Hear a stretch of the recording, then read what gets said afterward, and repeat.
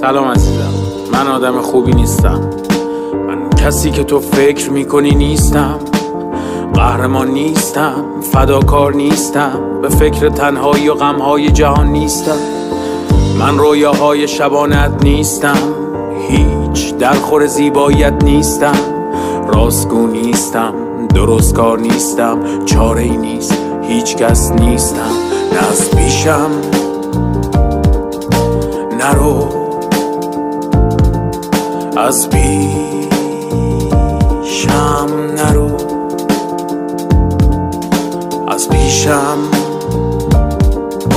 نرو، از پیشم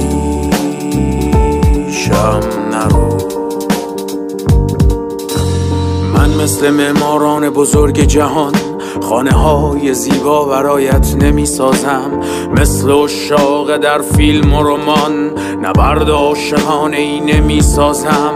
من شعرهای عاشقانه ندارم در جیب، اما حرفایم با تو کم نیست. بگذار برایت آن کسی باشم که فریاد میزند هیچ کس نیست. نه از پیشم نرو، از پیشم نرو،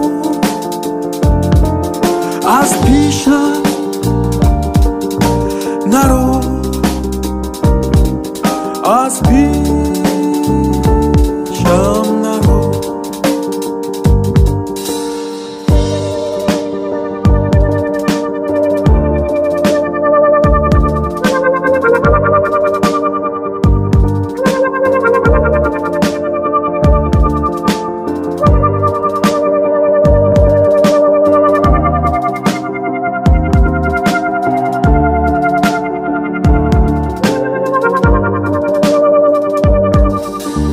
بگذار هیچ کس نباشم، بگذار نامی نداشته باشم، بگذار برای داشتن تو بزرگترین هیچ جهان باشم.